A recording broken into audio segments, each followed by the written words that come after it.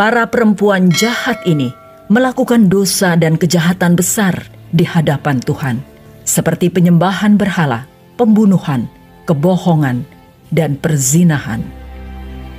Kisah perempuan-perempuan jahat di Alkitab ini adalah peringatan bagi kita agar tidak mengikuti perbuatan mereka tersebut. Dari sekian banyak perempuan jahat yang tercatat dalam Alkitab, berikut ini adalah 7 di antaranya. 1. Gomer. Gomer menikah dengan Nabi Hosea. Gomer kemudian meninggalkan suaminya untuk mengejar hubungan dengan banyak kekasih. Gaya hidupnya yang boros akhirnya menyebabkan kehancuran finansial, dan dia terpaksa menjual dirinya sebagai budak untuk memenuhi hutangnya. Terlepas dari pengkhianatannya, Hosea menyelamatkannya dengan melunasi hutangnya dan membawa pulang. Hosea 3 ayat 2.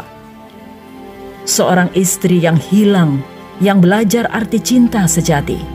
Kisahnya disajikan sebagai perumpamaan yang hidup, mengekspresikan kasih Tuhan kepada orang-orang yang telah melakukan perzinahan spiritual dengan menyembah banyak dewa.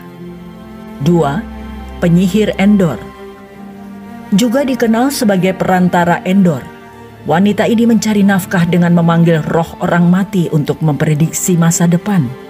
Saul mengutus hamba-hambanya untuk mencari seorang penyihir dengan harapan bahwa ia masih bisa memanggil Samuel dari alam kematian untuk mendengarkan firman Tuhan dari nabi itu menjelang perang yang akan terjadi. Para hambanya menemukan seorang penyihir perempuan di Endor. 1 Samuel 28 ayat 3 hingga 25.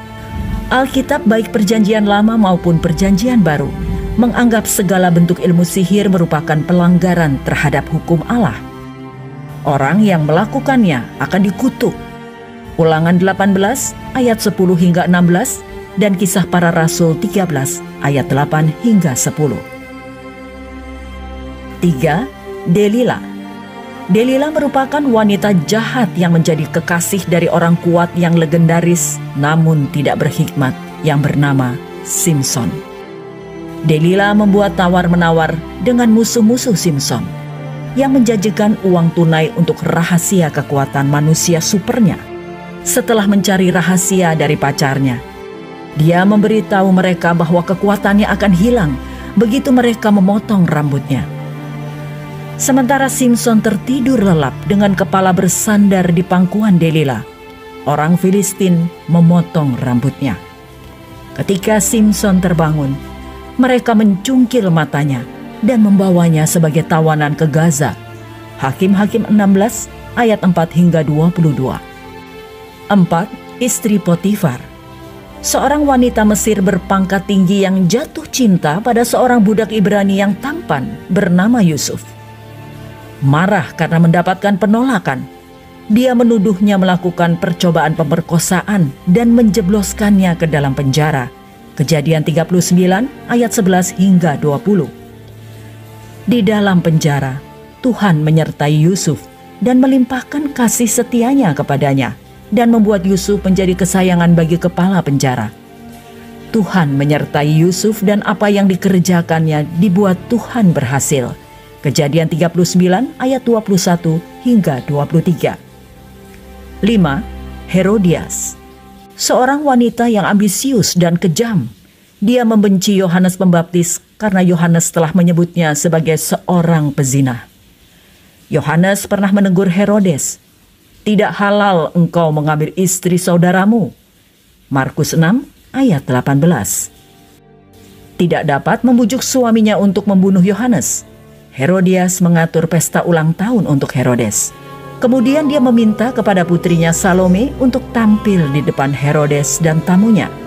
Herodes sangat senang dengan tarian gadis muda itu, dan dia bersumpah akan memberinya sesuatu yang diinginkan hatinya, hingga setengah kerajaannya. Berkonsultasi dengan ibunya, Salome meminta hadiah yang paling tidak terbayangkan, yaitu kepala Yohanes Pembaptis di atas piring. 6. Atalia.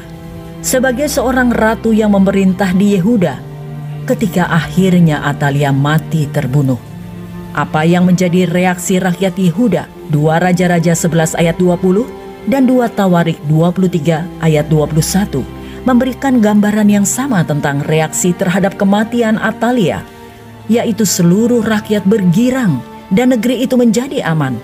Betapa menyakitkan hidup sebagai seorang ratu yang selama ini masa pemerintahannya tidak dikehendaki rakyat. Justru kematiannya merupakan kegirangan bagi seluruh rakyat. 7. Isabel, seorang putri Fenisia. Ia menikah dengan Ahab, salah satu raja Israel terburuk. Dia menyembah Baal, yang digembar-gemborkan sebagai pembawa hujan dan kemakmuran. Isabel adalah orang yang membawa penyembahan dewa Baal ke Israel dan membujuk suaminya, Raja Ahab, untuk memperbudak diri dengan melakukan apa yang jahat di mata Tuhan. Isabel mati dilemparkan dari lantai atas istananya atas suruhan Yehu, cucu Nimsi. Mereka menjatuhkan dia sehingga darahnya memercik ke dinding dan ke kuda. Mayatnya pun terinjak-injak. Mereka pergi untuk menguburkannya, tetapi mereka tidak menjumpai mayatnya. Hanya ada kepala dan kedua kaki dan kedua telapak tangannya. 2 Raja-Raja 9 ayat 33 hingga 35. Itulah 7 wanita jahat di Alkitab yang kelakuannya jangan pernah ditiru.